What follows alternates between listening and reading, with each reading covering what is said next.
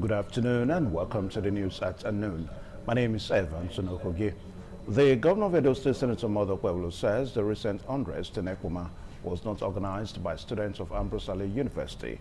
He described this incident as a criminal act carried out by non-students hiding around the institution to foment trouble and extort law-abiding students. The governor made this known on Tuesday during a meeting with the president of Students' Union Government SUG of Ambrose Ali University, Ekpoma.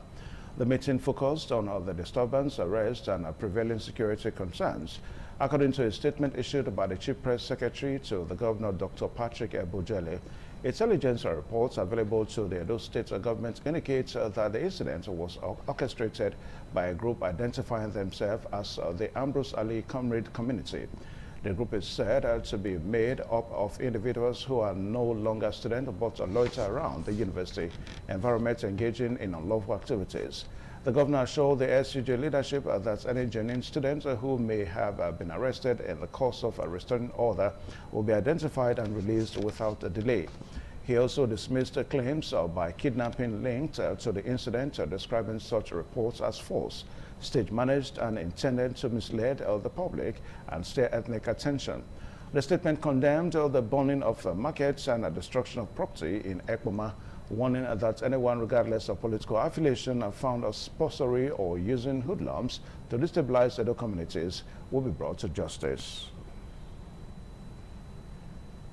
In the meantime, the governor of Edo State, Senator Mother Pueblo, has visited Ekpoma to assess the damage caused by the fire, which razed several shops constructed by the Police Officers' Wives Association, assuring affected traders of a swift government intervention and renewed security action. The governor, during the assessment visit, described the incident as disturbing and linked it to ongoing acts of violence and sabotage in Ekpoma and environs. Government House correspondent Kingsley Uchebu has the details. Governor Bolo, accompanied by the senator representing Edo Central, Joe Ibia, Commissioner for Fiscal Planning and Urban Development, Saloki Isegbe, State Commissioner of Police, Monda Bonika, and the Commander for Brigade Nigerian Army, Brigadier General Ahmed Olatubosu Balogun, inspected the scene of the fire incident. Addressing the affected shop owners, Governor Bolo expressed pain over the development, pointing out that the recent events in Ekpoma point to a pattern of coordinated attacks. He dismissed claims that the attackers were Fulani herdsmen, insisting that they were political elements bent on destabilizing the area. As a way of cushioning the effect of the disaster, Governor Bolo announced that the reconstruction of the affected shops would begin within the week, urging the affected traders to remain calm and law-abiding. I will not listen to anybody when the time comes. I just want you people to be patient. I'll make sure between now and Friday, they will come and start building this place for you people. We have started arresting them. The burning down of this shop is still the same thing. The same people doing it. There's nothing to fear. Earlier, Israel Ukulu and Professor Austin Aramelo spoke on behalf of other victims of the alleged arson. What we are seeing here is a case of an arson. As a matter of fact, we felt that we have been victimized for a case that we know nothing about. We came here in less than 30 seconds. The whole building went down. I have a shop here. I'm a professor. By the grace of God, I can fend for myself even without a shop. But there are some of them here who are below poverty. But yet, they are trying to make ends meet here. Their life has been reduced to rubble. But we know that your presence here will raise their life more than ever before. It was gathered that the fire started around midnight and spread rapidly until 5 a.m. on Monday. A similar incident had occurred 2 years ago on the opposite side of the affected shops. Kingsley Uchebu, ITV News. The district head of Gaji in Sokoto State, Alhaji Sani Umar Jabi, who is also the urban casa of Gagi, has warned youths in the area against orchestrating hate speeches on non-natives undertaking their legitimate businesses in the district and Sokoto State. Correspondent Umar Mohammed reports. The district head of Gagi in Sokoto State, Alhaji Sani Umar Jabi, who is also the Uban Kasa of Gagi, has warned youth in the area against orchestrating hate speeches on non-indigenous undertaking their legitimate businesses in the district and, of course, Sokoto State as a whole. This is coming following the news going viral on social media that some non-indigents in the area who are operating hotel businesses are perpetrating acts that are contrary to Islamic injunctions, a report he rightly refuted. According to him, such misinformation may destabilize the already existing peace being enjoyed among the diversified ethnic groups in the domain. Nigerian national has right to live anywhere, irrespective of religion, regional, political, or ethnic inclination. So we at traditional institution, our ultimate goal and aim is to promote government policies and programs that have direct bearing to the improvement of the well-being of the people. Alhaji Sani Umar said the youth should rather embrace the government policies of Governor Ahmed Aliyu of inclusion, peace and unity, as well as New Hope agenda towards making the state great. He advised them to always verify their reports before rushing to send their information on social media, calling on those doing their legitimate businesses not to panic and continue to live harmoniously with their neighbors. The district head, while stressing the importance of hotels in a contemporary society like Gagi, he urged hotel owners to always guide against laws binding on hotel operations. There was nowhere in the global world that the hotels is not involved in such kind of social problems. From Kaduna, Amma Mohammed, ITV News. The Tertiary Education Trust Fund, TET Fund, says it will disburse 6.452 billion naira to tertiary institutions in its 2026 intervention cycle. The Executive Secretary of TET Fund, Sonny Echono, disclosed this in Abuja on Tuesday at a stakeholders workshop with heads of beneficiary institutions on the 2026 disbursement guidelines. Echono explained with the planned 2026 intervention cycle, while each university would receive 2.52 billion naira, Polytechnic 1.871 billion naira, each College of Education would get 2.056 billion naira respectively. The allocation letters for the intervention were also distributed to beneficiary institutions. Echono said that the total direct disbursements accounted for about 90.75% of the funds, comprising 50% annual direct disbursement and 43.75% special direct disbursement.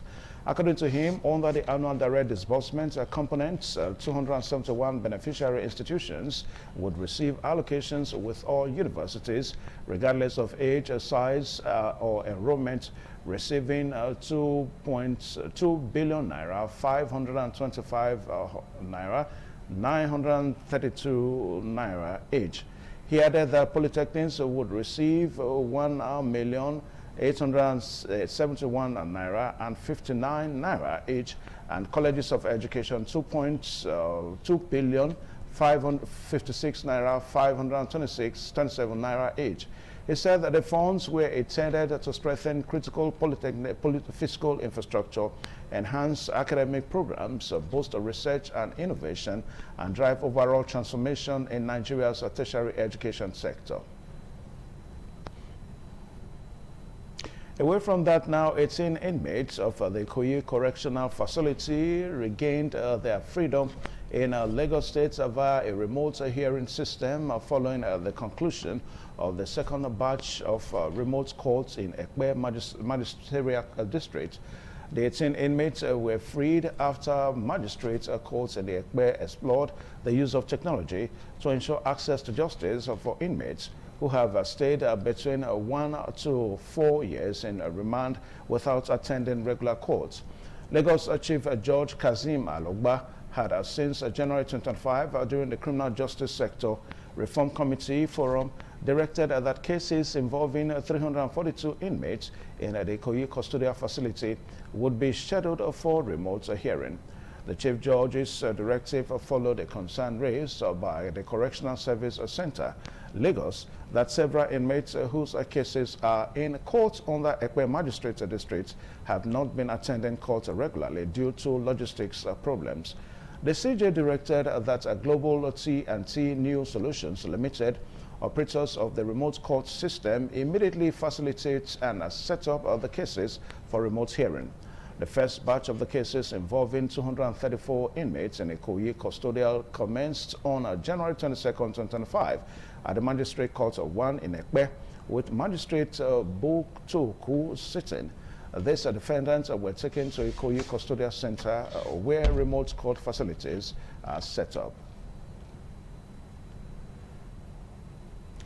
President Bola Tinubu has reaffirmed Nigeria's commitment to pursuing industrial growth alongside climate action, insisting that the country will not sacrifice industrialization in its push towards decarbonization.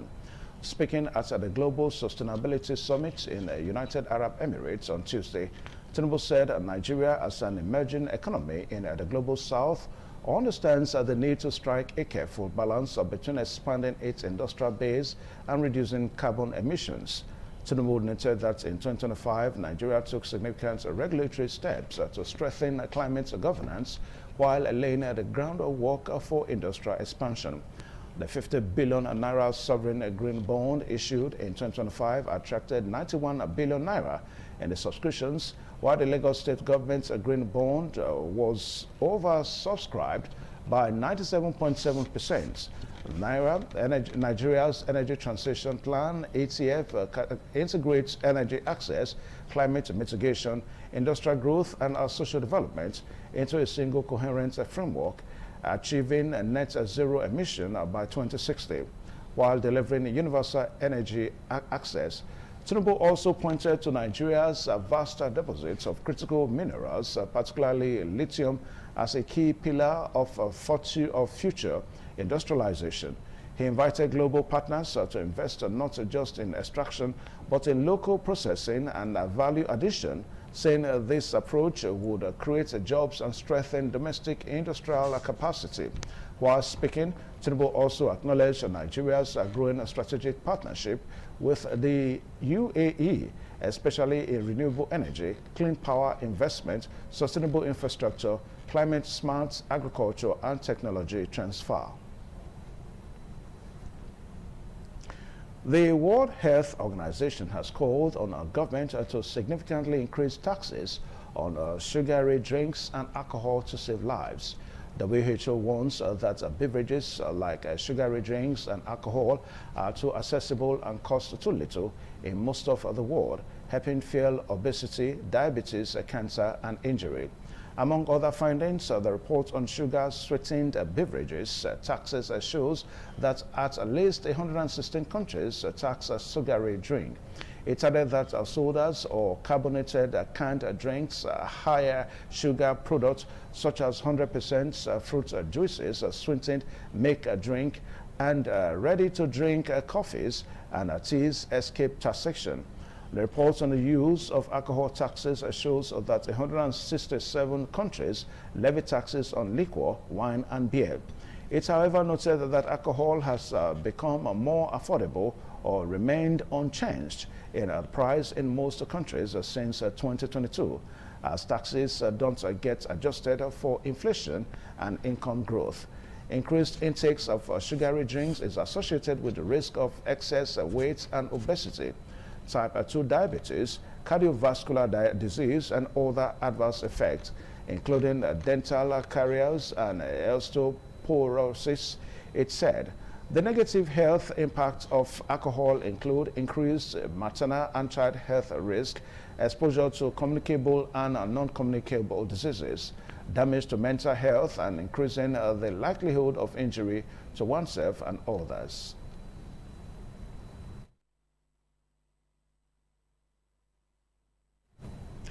And in the world of sports news now, for the world of sports, let us join Solomon Aino for the updates.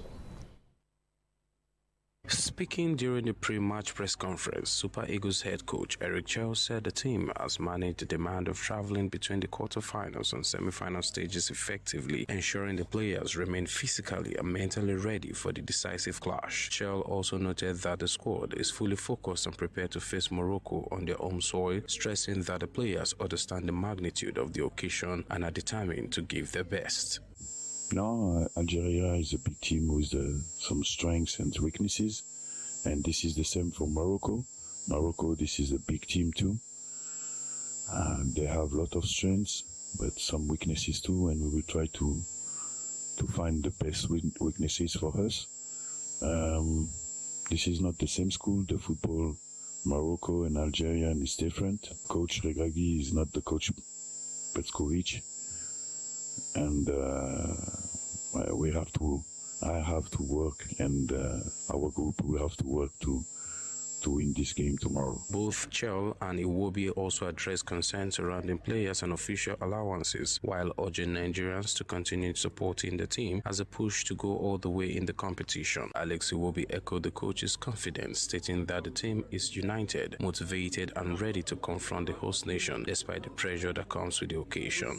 Everybody has this task ahead that we want to win every game. I feel like in the World Cup qualifiers we wanted to win as well, but it was of course a difficult moment for us. But with this obviously disappointment, we kind of use it as motivation to go and achieve something for our country, for ourselves, for our family. So I can't pinpoint what it is to say there's something different. I just know we have the same mindset, the same mentality. There's so much to expect from the camp of the Super Eagles of Nigeria, and also the encounter from Prince Mouli Stadium in Rabat, and also the main media center in Rabat, Morocco. I am Solomon Aino, ITV News. Thank you, Solomon, for that update of the AFCON. And with that story now in the news at noon, thanking you for watching. My name is Evan Sonokogi. Good afternoon.